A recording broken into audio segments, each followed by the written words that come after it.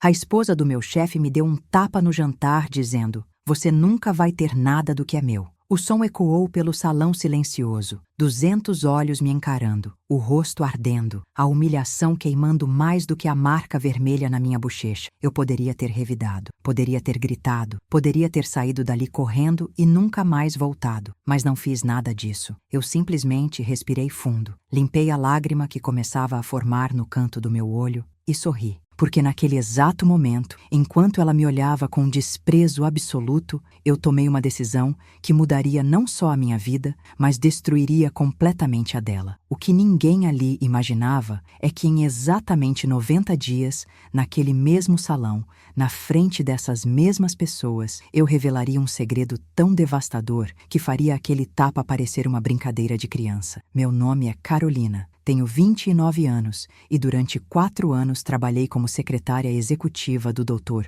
Henrique Carvalho, CEO de uma das maiores construtoras do sul do país. 4 anos acordando às 6 da manhã, organizando uma agenda impossível, gerenciando crises, sendo a pessoa que mantinha aquele império funcionando perfeitamente. Eu era boa no que fazia. Muito boa. Tanto que o Dr. Henrique confiava em mim mais do que em qualquer executivo daquela empresa. E talvez tenha sido exatamente isso que transformou Verônica, sua esposa, numa verdadeira obsessiva. A primeira vez que senti o veneno dela foi numa tarde de quinta-feira, 3 meses depois que comecei a trabalhar. Eu estava na sala do Dr. Henrique revisando uns contratos quando ela entrou sem bater. Verônica tinha 52 anos, cabelos sempre impecavelmente arrumados, roupas de grife, uma postura que gritava: "Eu sou dona desse lugar." Ela me olhou de cima a baixo, demorou uns 5 segundos em silêncio e disse com um sorriso que não chegava aos olhos: "Então você é a nova secretária. Que jovem. Que bonita. Meu marido tem um gosto interessante para contratar funcionárias." O jeito que ela disse aquilo, com aquele tom venenoso,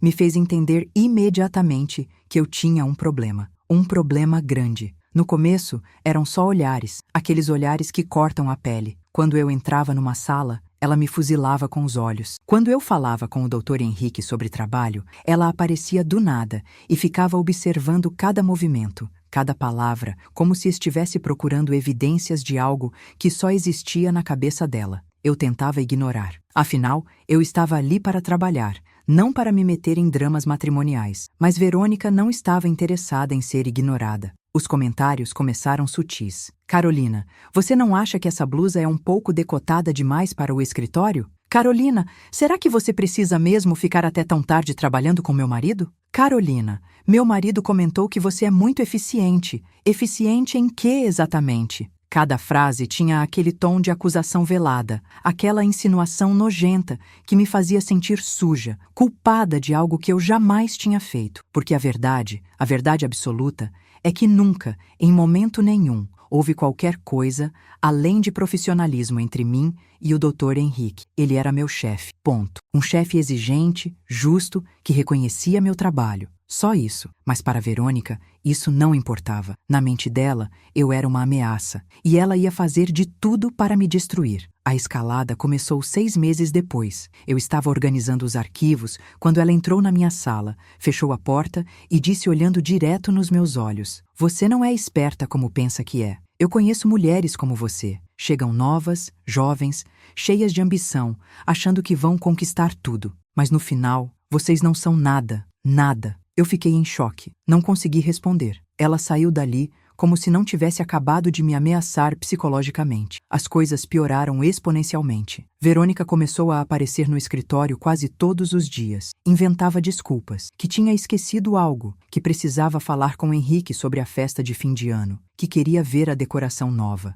Mas o objetivo real era me vigiar. Ela ficava ali, sentada na recepção, me observando trabalhar. Anotava coisas num caderninho. Tirava fotos discretas, perguntava para os outros funcionários sobre mim, sobre meus horários, sobre com quem eu almoçava. Ela estava construindo um dossiê da minha vida profissional, tentando encontrar algo, qualquer coisa, que justificasse a paranoia doentia dela. Um dia, ela foi longe demais. Foi numa sexta-feira, final do expediente. Eu estava saindo do escritório quando a encontrei no corredor. Ela me bloqueou a passagem e disse alto, para que todos os funcionários que ainda estavam ali ouvissem: "Meu marido vai jantar comigo hoje, em casa. Não precisa ligar para ele, não precisa mandar mensagem, não precisa aparecer. Ele tem uma família. Você entende o que é uma família, Carolina? Ou você é ocupada demais destruindo a dos outros? O silêncio que se fez naquele corredor foi ensurdecedor. Todo mundo ouviu, todo mundo viu,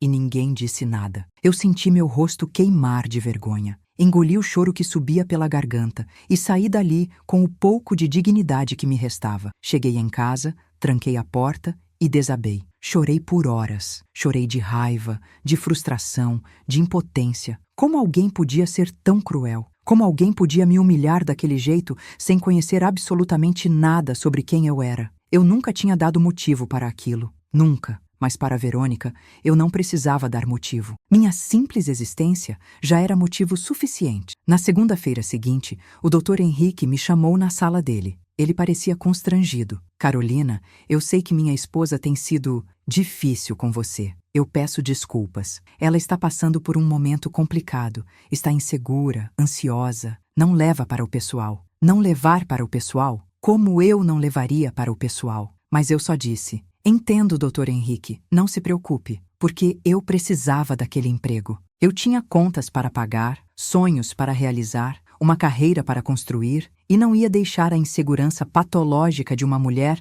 destruir tudo isso. Mas Verônica não parava, nunca parava. Começou a mandar presentes para o escritório, flores, chocolates, sempre com bilhetes direcionados ao amor da vida dela, sempre deixando claro na frente de todos que Henrique era dela. Começou a aparecer na hora do almoço para almoçar com ele, sempre me lançando aquele olhar de superioridade. Começou a ligar no telefone do escritório 10, 15 vezes por dia, só para ter certeza de que ele estava lá, de que eu não estava fazendo nada além de trabalhar. A gota d'água aconteceu 3 meses antes daquele jantar fatídico. Era aniversário de 29 anos de casamento deles. O Dr. Henrique organizou um jantar íntimo em um dos restaurantes mais caros da cidade. Apenas família próxima e alguns funcionários importantes da empresa. Eu fui convidada porque, bem, eu organizei o evento inteiro. As reservas, o menu, os vinhos, as flores, os presentes. Tudo era meu trabalho. Cheguei ao restaurante às 19 horas. O lugar era deslumbrante. Luzes suaves,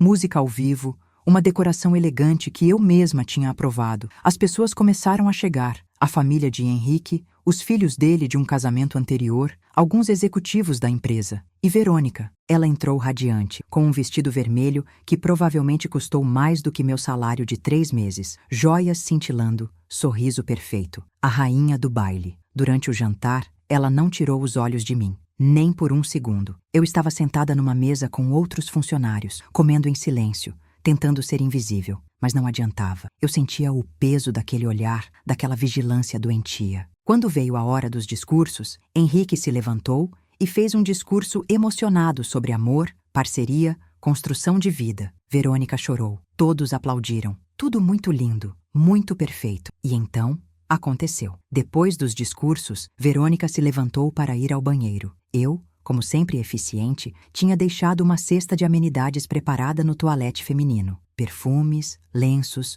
produtos de higiene. Verônica passou por mim na volta e, sem ninguém ver direito o que estava acontecendo, sussurrou no meu ouvido: "Você nunca vai ter nada do que é meu. Nada.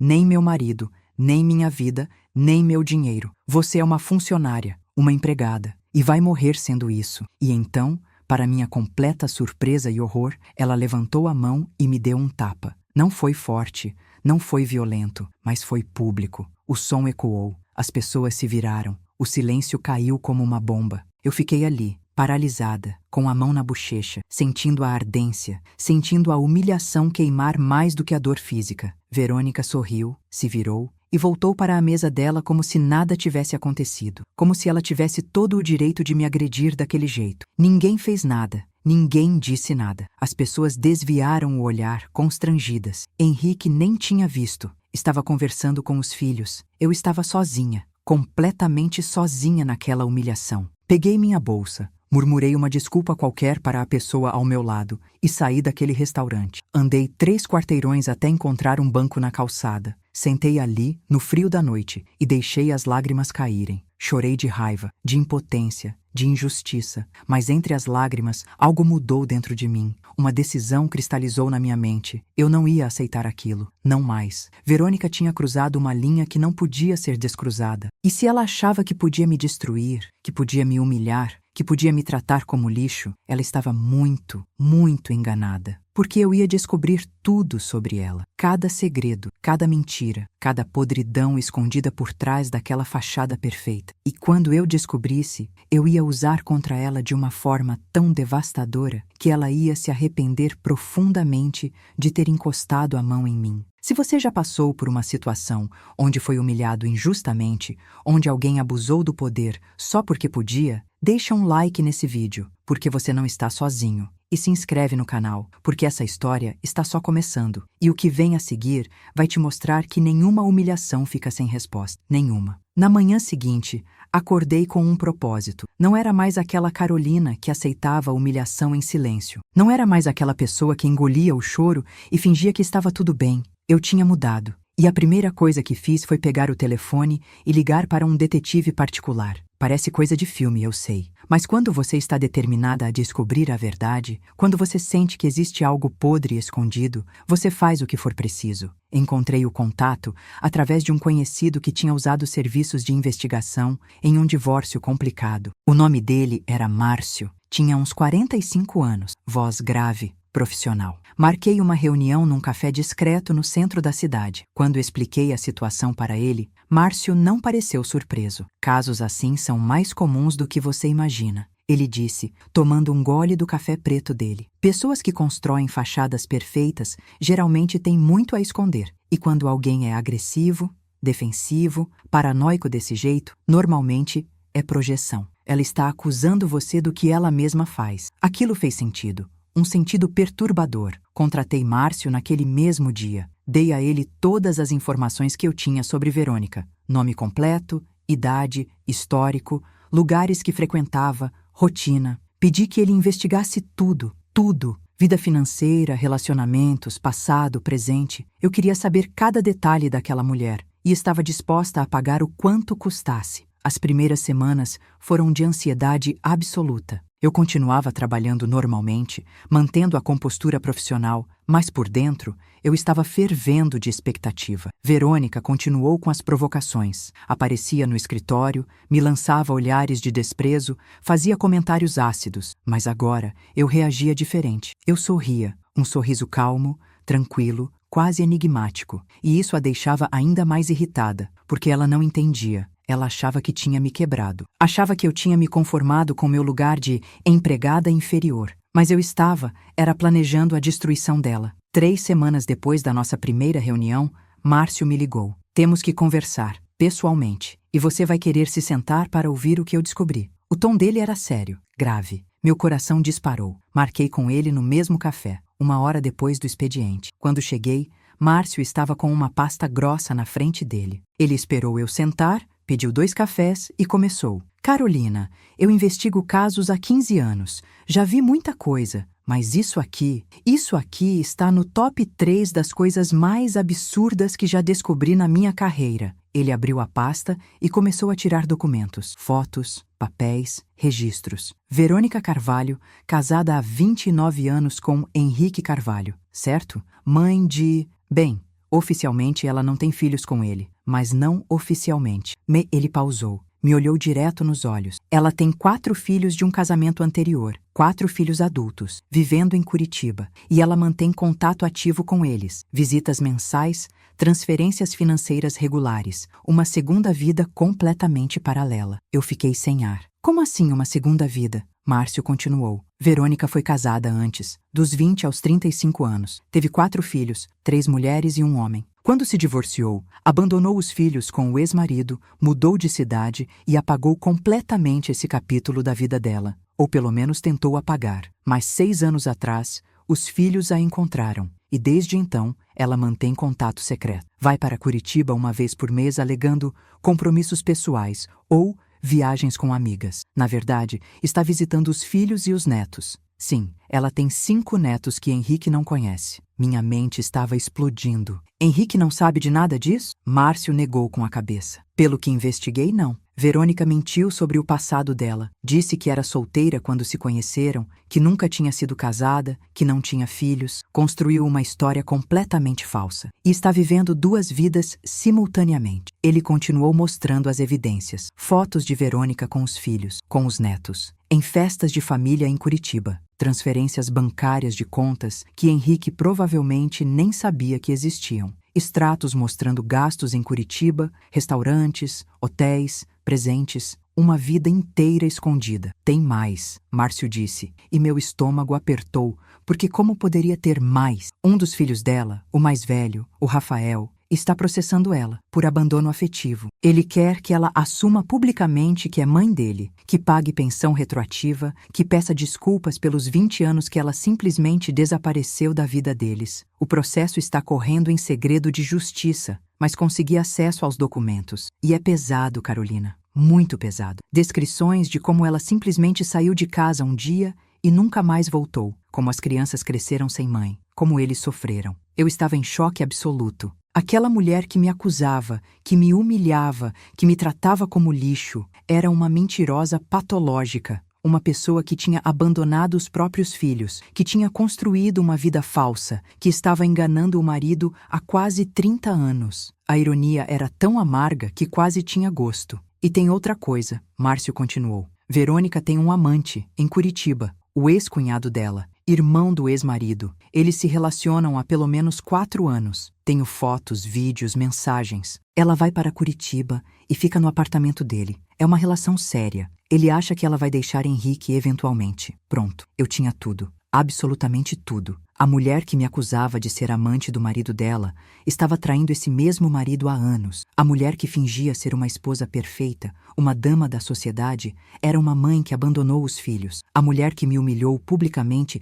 tinha construído toda a vida dela em cima de mentiras. Paguei Márcio, agradeci profundamente pelo trabalho impecável dele e fui para casa com aquela pasta. Passei a noite inteira lendo cada documento, olhando cada foto, processando cada informação. E quanto mais eu lia, mais a raiva dava lugar a algo diferente. Calma, uma calma fria, calculista. Porque eu sabia exatamente o que ia fazer com aquilo. Não ia simplesmente entregar as informações para Henrique em particular. Não ia mandar um e-mail anônimo. Não ia fazer nada discreto. Porque Verônica não tinha me humilhado discretamente. Ela tinha escolhido um momento público, um jantar com 200 pessoas. Então, a justiça seria pública também. Nos dias seguintes, comecei a planejar tudo meticulosamente. Descobri que em 3 meses seria o aniversário de 30 anos de casamento deles. Verônica já estava planejando uma festa enorme, mesmo o salão do jantar anterior, mas agora com o dobro de convidados. Família, amigos, sócios, executivos, políticos. Seria o evento do ano. Ela queria celebrar 3 décadas de amor verdadeiro. Que irônico. E eu ia estar lá, porque eu continuava sendo a secretária eficiente, continuava organizando tudo, continuava sorrindo, trabalhando, sendo profissional. Verônica achava que tinha me colocado no meu lugar, achava que aquele tapa tinha me ensinado a lição. Mas o que ela não sabia é que estava cavando a própria cova, e eu estava só esperando o momento certo para empurrá-la lá para dentro. Comecei a me preparar. Fiz backups de todos os documentos que Márcio tinha me dado. Digitalizei tudo. Guardei em drives na nuvem, em pendrives, em e-mails programados. Porque eu não ia deixar nada ao acaso. Preparei uma apresentação. Sim, uma apresentação em PowerPoint, com fotos, documentos, extratos, mensagens, uma linha do tempo completa da dupla vida de Verônica. E então, uma semana antes da festa, fiz meu movimento estratégico mais importante. Entrei em contato com os filhos dela, com Rafael especificamente. Expliquei quem eu era, o que tinha descoberto e o que estava planejando. A reação dele foi de choque inicial, depois raiva, depois uma espécie de alívio amargo. Ela merece, foi tudo que ele disse. Ela merece ter a máscara arrancada na frente de todo mundo. Convidei ele e os irmãos para a festa. Disse que tinha como colocá-los na lista de convidados sem Verônica saber. Rafael aceitou na hora. O dia da festa chegou. Sábado, 7 horas da noite. O salão estava deslumbrante. Decoração em dourado e branco, flores por todo lugar, uma estrutura de som e luz profissional, mesas elegantes. Verônica tinha exigido perfeição. E perfeição era o que ela tinha conseguido, para a própria destruição. Cheguei cedo, como sempre. Organizei os últimos detalhes. Verifiquei a lista de convidados. 200 nomes. Família de Henrique, família de Verônica, ou pelo menos a que ela admitia ter, amigos próximos, executivos da empresa, até alguns políticos locais. Seria uma noite inesquecível. Literalmente. Às 19 horas, os convidados começaram a chegar. O salão foi enchendo. Risos, conversas, champanhe. Henrique estava radiante,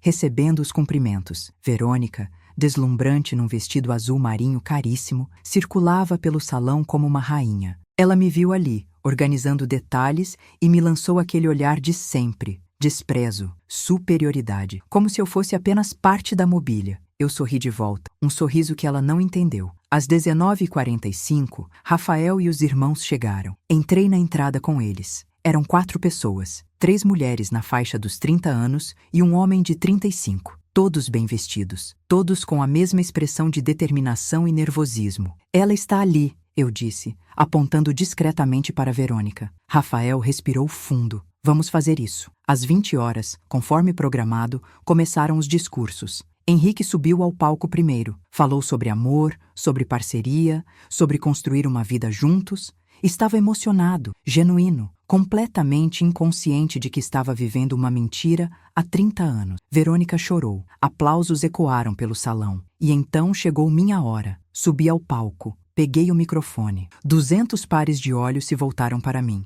Boa noite a todos, comecei, com a voz firme. Meu nome é Carolina, sou secretária executiva do Dr. Henrique há 4 anos e estou aqui hoje não apenas para organizar essa festa linda, mas para entregar um presente muito especial ao casal. Um presente de verdade, de revelação, de justiça. O silêncio no salão era absoluto. Verônica me olhou com uma expressão confusa, depois irritada, depois começando a ficar alarmada. Henrique parecia perdido. E eu continuei. Porque vocês sabem, presentes em aniversários de casamento devem ser significativos, devem representar algo importante, e o presente que eu trouxe hoje representa a coisa mais importante de todas, a verdade. Pressionei o controle remoto na minha mão. A tela enorme atrás de mim, que tinha sido instalada para passar um vídeo de homenagem ao casal, acendeu, e a primeira imagem que apareceu foi uma certidão de casamento, de Verônica, mas não com Henrique, com outro homem, datada de 35 anos atrás. O murmúrio no salão começou imediatamente, baixo, confuso, as pessoas tentando entender o que estavam vendo. Verônica se levantou da cadeira,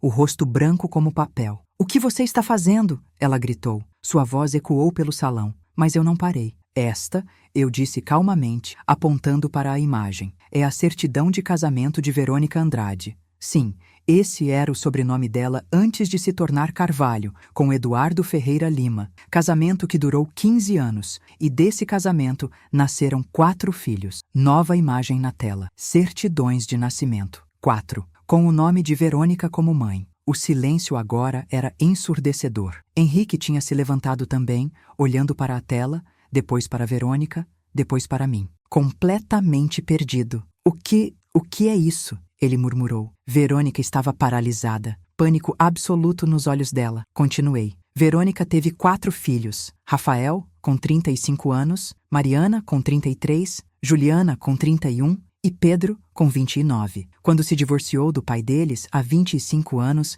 ela abandonou essas crianças. Simplesmente saiu de casa e nunca mais voltou. Mudou de cidade, mudou de sobrenome, apagou completamente essa parte da vida dela. Ou pelo menos tentou. Mais imagem. Fotos de Verônica jovem, com 4 crianças pequenas, documentos do divórcio, processos de guarda. Eu tinha tudo, absolutamente tudo, e estava mostrando para 200 pessoas. As expressões no salão variavam entre choque, horror, incredulidade. Alguns começaram a sussurrar, outros estavam boquiabertos. Mas a história não termina aí, eu disse, e apertei o controle novamente. Novas imagens, fotos recentes. Verônica com 4 pessoas adultas, abraçada com eles, sorrindo. Porque 6 anos atrás, os filhos de Verônica a encontraram. E desde então, ela mantém contato secreto com eles. Vai para Curitiba todo mês, alegando compromissos pessoais, viagens com amigas. Mas, na verdade, está visitando os filhos e os 5 netos. Sim, Henrique, você é avô de 5 crianças e nem sabia. Henrique cambaleou. Literalmente. Um amigo dele segurou o braço dele para ele não cair. Ele estava pálido, em choque. olhando para Verônica como se ela fosse uma completa estranha. E naquele momento, ela era. Verônica tentou reagir. Isso é mentira. Isso é uma campanha difamatória. Essa secretária de meia pataca está inventando isso tudo porque quer destruir meu casamento. Mas a voz dela estava desesperada, trêmula. Ninguém estava comprando. Mentira? Eu disse calmamente. Então talvez você queira explicar isso. Novos documentos na tela. Extratos bancários, transferências regulares, milhares de reais sendo enviados para uma conta em Curitiba, todo mês, sem exceção. Ou talvez queira explicar essas mensagens, capturas de tela de conversas de WhatsApp, Verônica conversando com uma Mariana, chamando ela de filha, mandando beijos, perguntando sobre os netos. O salão estava em silêncio absoluto agora. Todas as pessoas congeladas, assistindo à destruição total de Verônica Carvalho em tempo real. E eu ainda não tinha terminado. E já que estamos revelando verdades, eu disse, talvez seja importante mencionar que Verônica não está apenas escondendo filhos e netos. Ela também está escondendo um relacionamento com o cunhado dela, ex-cunhado tecnicamente, irmão do ex-marido. Eles estão juntos há 4 anos. Mais imagens, fotos de Verônica e um homem. Abraçados, beijando, entrando num apartamento juntos, datas das fotos claramente visíveis, todas recentes, todas enquanto ela estava casada com Henrique. Foi aí que Henrique reagiu. Chega! Ele gritou. A voz dele ecoou pelo salão inteiro. Ele se virou para Verônica. Isso é verdade? Responde! Isso é verdade? Verônica estava chorando agora, mas não eram lágrimas de tristeza, eram lágrimas de desespero, de pânico, de alguém que sabia que tinha sido completamente exposta. Ela tentou falar, mas nenhuma palavra saiu, só soluços. E então, a última carta, a mais importante. Fiz um gesto para os seguranças da porta. E Rafael, Mariana, Juliana e Pedro entraram no salão. Caminharam até a frente, ficaram ali de pé, olhando para Verônica. Alô, mãe! Rafael disse. A voz dele era fria, dura. Faz tempo que não nos vê em público, não é? Já que você tem tanta vergonha da gente. Verônica olhou para os 4 e algo nela simplesmente quebrou. Ela desabou na cadeira, cobrindo o rosto com as mãos, soluçando violentamente. Henrique olhava de Verônica para os 4 adultos, tentando processar, tentando entender. Esses são seus filhos? Ele perguntou, a voz baixa, quase inaudível. Rafael respondeu, sim. Somos os filhos que ela abandonou quando éramos crianças. Os filhos que ela finge que não existem. Os filhos que ela visita escondido todo mês, como se fôssemos um segredo sujo que precisa ser guardado. O salão tinha virado um verdadeiro caos silencioso. Pessoas chorando, pessoas em choque, pessoas saindo discretamente. Verônica completamente destruída. Henrique parado ali, tentando absorver que os últimos 30 anos da vida dele tinham sido uma mentira gigante. Eu desci do palco, passei por Verônica. Ela levantou o olhar para mim. Havia ódio ali, mas também havia reconhecimento. Reconhecimento de que tinha subestimado completamente a pessoa errada. Você nunca vai ter nada do que é meu, ela tinha dito. E tinha razão, porque depois daquela noite, ela não tinha mais nada. Nada do que era dela ia sobrar. Saí do salão. Não fiquei para ver o resto. Não precisava. O estrago estava feito. A verdade estava exposta. A justiça tinha sido servida. Na mesma mesa onde ela tinha me dado aquele tapa. Na frente das mesmas 200 pessoas que tinham testemunhado minha humilhação. A diferença? Eu saí de cabeça erguida, com dignidade, com a satisfação de quem tinha feito a coisa certa, de quem tinha dado voz a 4 filhos abandonados, de quem tinha libertado um homem de uma mentira de 3 décadas. E Verônica? Verônica saiu destruída, completamente, irreversivelmente. Os dias seguintes foram um furacão. A notícia se espalhou como fogo. Era o assunto de todos os grupos de WhatsApp da cidade. A esposa do CEO que tinha uma vida dupla, os filhos abandonados, a traição, a mentira de 30 anos. Era tão absurdo que parecia roteiro de novela, mas era real, dolorosamente real. Henrique pediu divórcio no dia seguinte à festa. Não houve tentativa de conversa, não houve pedido de explicação. Simplesmente acionou os advogados e entrou com o processo, por adultério, por fraude matrimonial, por construção de patrimônio baseada em mentiras. Ele queria anular tudo. E, legalmente, tinha argumentos muito fortes para conseguir. Verônica tentou controlar os danos. Contratou uma assessoria de imprensa que tentou plantar histórias de que ela era a vítima, de que tinha sido forçada a abandonar os filhos, de que sofria de problemas psicológicos na época. Mas ninguém comprou. especialmente depois que Rafael deu entrevistas detalhando exatamente o que tinha acontecido, como ela simplesmente saiu de casa um dia para comprar pão e nunca mais voltou, como eles esperaram durante semanas. Como o pai deles teve que explicar para 4 crianças que a mãe tinha ido embora e não ia voltar. O processo de abandono afetivo que Rafael tinha movido ganhou força renovada. Ele adicionou as irmãs como coautoras. Pediam não apenas reconhecimento e desculpas, mas indenização por danos morais. E com a exposição pública, a causa deles ganhou apoio massivo. Advogados oferecendo trabalhar pro bono, psicólogos dispostos a testemunhar sobre o trauma de abandono parental. Era uma avalanche. Quanto a mim, minha vida mudou de formas que eu não esperava. No dia seguinte à festa, Henrique me chamou no escritório dele. Eu esperava ser demitida. Afinal, tinha acabado de implodir o casamento do meu chefe. Mas quando entrei na sala, ele estava sentado atrás da mesa, parecendo 10 anos mais velho do que na semana anterior. Ele me olhou por um longo momento, em silêncio. "Por que você fez isso?" Ele finalmente perguntou. Não havia raiva na voz dele, só cansaço, confusão. Eu respirei fundo. "Porque ela me deu um tapa e me disse que eu nunca seria nada. E eu descobri que a pessoa me dizendo isso era uma mentira ambulante. E achei que o Senhor merecia saber, que os filhos dela mereciam ser reconhecidos, que a verdade merecia vir à tona." Henrique assentiu lentamente. "Você sabia que isso ia destruir tudo?"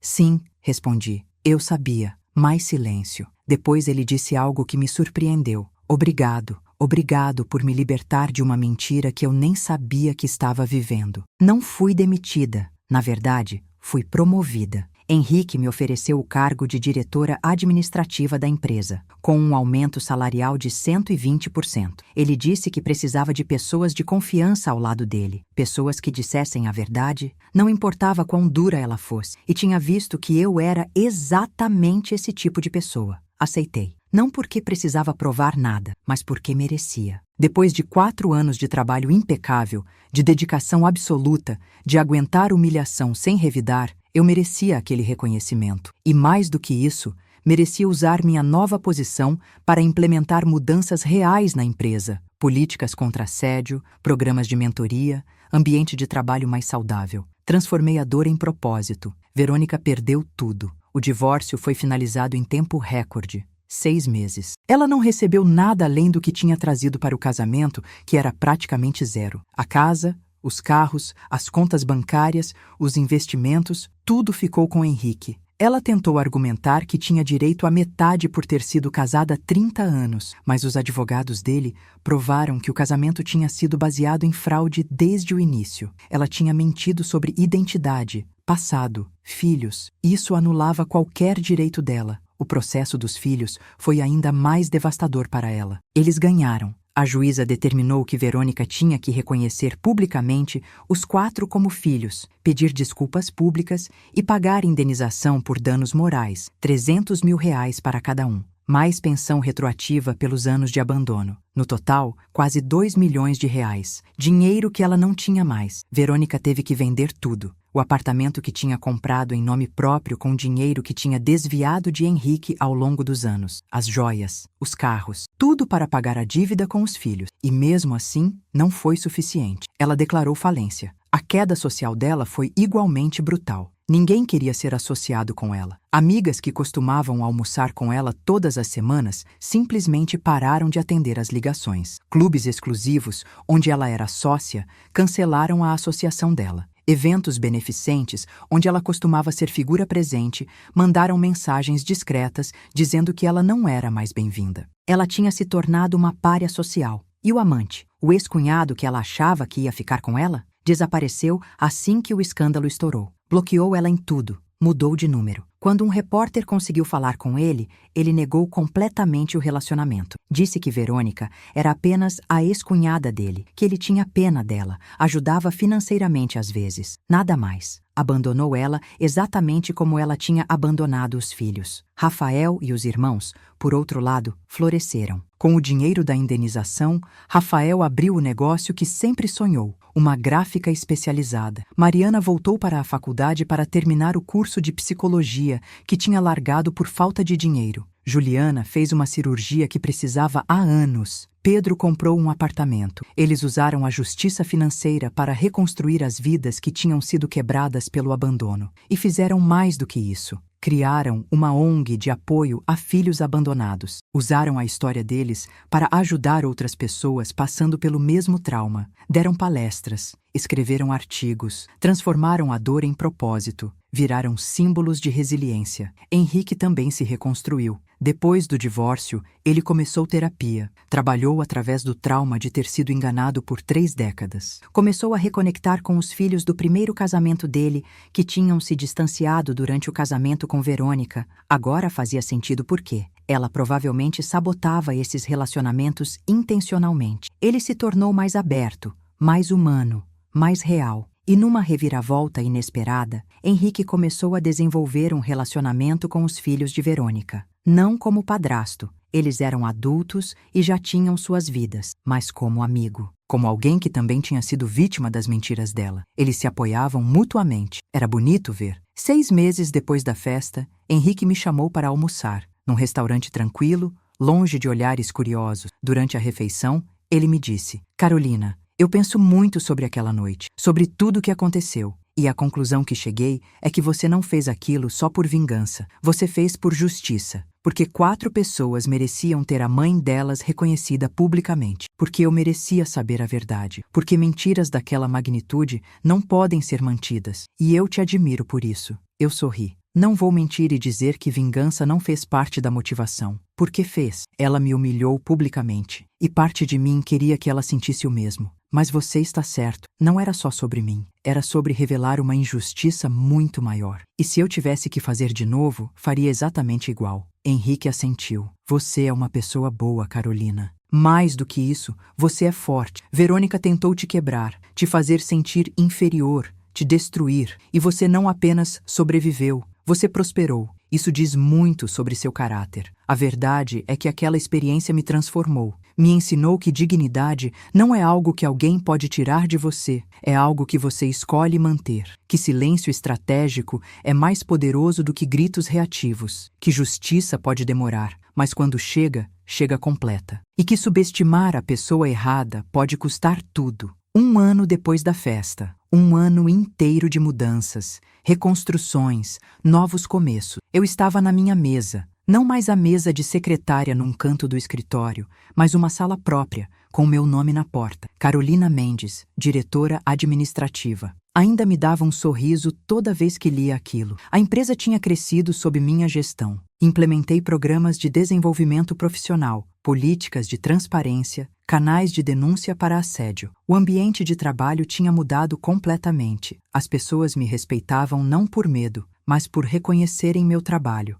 Era gratificante de uma forma que eu nunca tinha experimentado antes. Naquele dia específico, exatamente 1 ano depois da revelação, recebi uma mensagem inesperada. Era de Verônica. Sim, depois de 1 ano de silêncio absoluto, ela decidiu fazer contato. A mensagem era curta. Podemos conversar? Pessoalmente, minha primeira reação foi ignorar, bloquear, seguir em frente. Mas havia algo na mensagem que me deixou curiosa. Depois de tudo que tinha acontecido, o que ela possivelmente teria para dizer? Contra todos os conselhos do meu bom senso, respondi: café, amanhã, 2 horas. Você escolhe o lugar. Ela escolheu um café pequeno, longe do centro, discreto. Cheguei 10 minutos antes do horário, pedi um cappuccino e esperei. Quando Verônica entrou, quase não a reconheci. Ela tinha envelhecido, muito. O cabelo, que antes era sempre impecável, estava com raiz aparente. A roupa, antes sempre de grife, era simples, sem maquiagem elaborada, sem joias. Ela parecia uma versão fantasma de quem tinha sido.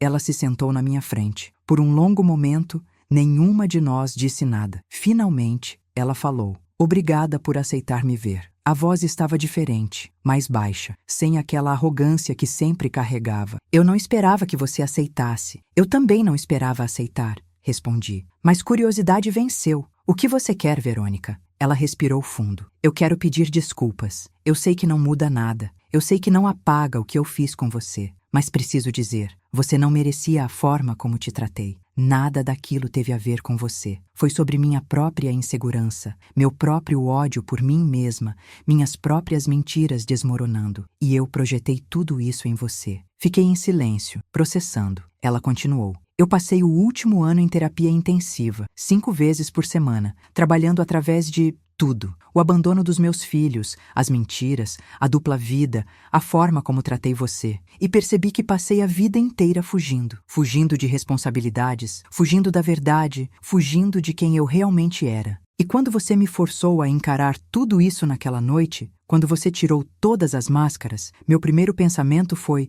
ela me destruiu. Mas estava errado. Você não me destruiu. Você apenas revelou a destruição que eu já tinha causado. Lágrimas começaram a escorrer pelo rosto dela, sem soluços dramáticos, só lágrimas silenciosas. Perdi tudo e mereci. Cada parte da perda, mereci. Mas o pior não foi perder dinheiro, ou status social, ou o casamento. O pior foi olhar nos olhos dos meus filhos e ver o dano que causei. Ver 30 anos de dor que eu causei. E não poder desfazer. Eu ainda não tinha dito nada, só observava. Ela limpou as lágrimas. Mas tem uma coisa que aquilo tudo me deu. Me deu a chance de finalmente ser honesta, com meus filhos, com o mundo, comigo mesma. E lentamente, muito lentamente, estou construindo relacionamentos reais com eles. Não é o que poderia ter sido se eu nunca tivesse abandonado eles, mas é real, é honesto, e é mais do que mereço. Finalmente falei. Por que está me contando tudo isso? Ela me olhou direto nos olhos. Porque você merece saber que aquela noite, por mais dolorosa que tenha sido, foi o melhor presente que alguém poderia ter me dado.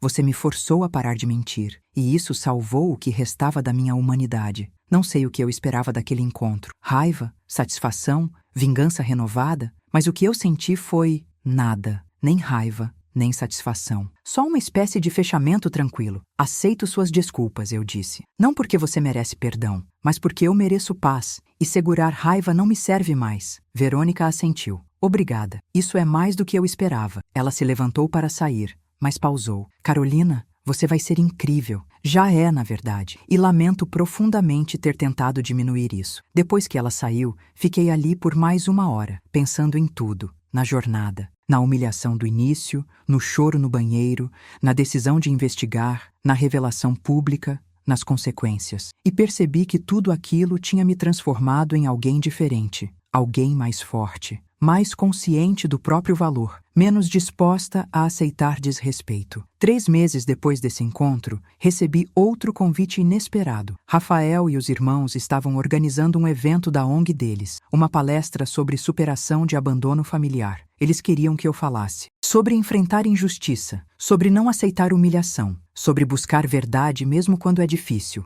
Aceitei. E no dia da palestra, numa sala com cerca de 100 pessoas, compartilhei minha história. Não todos os detalhes. Algumas coisas eram privadas demais, mas a essência. Como fui humilhada, como respondi com calma estratégica, como a verdade prevaleceu e como isso me transformou. No final, uma jovem de uns 22 anos veio falar comigo. Ela estava chorando. Estou numa situação parecida, ela disse. Minha chefe me humilha todo dia. E eu fico quieta porque preciso do emprego. Mas sua história me mostrou que não preciso aceitar isso para sempre, que posso buscar justiça sem me rebaixar ao nível dela. Obrigada. Aquilo me tocou profundamente, porque percebi que minha experiência não era só sobre mim. Era sobre todas as pessoas que já foram tratadas como inferiores, que já foram humilhadas, que já sentiram que não tinham poder. Minha história mostrava que dignidade é um poder que ninguém pode tirar. E que justiça, mesmo que demore, é possível. Hoje, 2 anos depois daquele jantar fatídico, minha vida é completamente diferente. Sou diretora administrativa numa empresa que respeito. Ganho bem. Tenho uma equipe que admiro. Implemento mudanças reais. E mais importante, acordo todo dia, sabendo meu valor. Ninguém pode me fazer sentir inferior sem meu consentimento. E eu nunca mais vou dar esse consentimento. Verônica, ela ainda está reconstruindo. Trabalha num emprego simples, atendente numa loja de roupas, mora num apartamento pequeno, paga suas dívidas lentamente, mas está tentando. E o relacionamento com os filhos, por mais difícil que seja, existe. Eles fazem terapia familiar. É lento, é doloroso, mas é real. Henrique está numa fase boa da vida. se aposentou da empresa, passou a gestão para pessoas de confiança. Eu sou uma delas, no conselho administrativo. Viaja, escreve, passa tempo com os filhos e netos. Ele me disse uma vez: aquela mentira estava me matando e eu nem sabia. Agora eu respiro de verdade. E eu aprendi que existem momentos na vida onde você tem que escolher aceitar a humilhação ou exigir dignidade, e que essa escolha define quem você é. Eu escolhi dignidade, e isso fez toda a diferença. Se você chegou até aqui, se acompanhou toda essa jornada comigo, quero te dizer uma coisa: não aceite humilhação. Nunca. Não importa quem está te humilhando, qual o poder que a pessoa tem, ou o quanto você precisa daquele emprego, daquele relacionamento, daquela situação. Sua dignidade não tem preço. E quando alguém tenta tirar ela de você, lembre-se, eles estão revelando a própria fraqueza, não a sua. E se você está numa situação onde está sendo desrespeitado, humilhado, diminuído, saiba que você tem poder. Talvez não seja óbvio agora, talvez você não veja a saída, mas ela existe, sempre existe. Às vezes é confrontar diretamente, às vezes é buscar ajuda, às vezes é simplesmente sair, e às vezes, como no meu caso, é esperar o momento certo e revelar a verdade de uma forma que ninguém possa ignorar. O importante é nunca deixar que alguém defina seu valor. Você define seu próprio valor. E quando você sabe quem é, quando você conhece seu valor, nenhuma humilhação pode te quebrar. Ela pode doer, pode te fazer chorar, mas não pode te destruir. Porque destruição só acontece quando você aceita a narrativa que estão tentando impor sobre você. Eu não aceitei. E você também não precisa aceitar. Se inscreve no canal, porque eu compartilho histórias reais de pessoas que se recusaram a ser quebradas, que escolheram dignidade sobre conformismo, que provaram que justiça não é só possível, é inevitável quando você tem coragem de buscá-la. Deixa um like se essa história te tocou. E me conta nos comentários, você já passou por uma situação de humilhação injusta? Como você lidou? Porque suas histórias importam. Sua voz importa, e juntos provamos que ninguém precisa aceitar ser tratado como inferior. Humilhação pode durar um momento, mas a decisão de não deixar que ela te defina, essa dura para sempre e faz toda a diferença no mundo.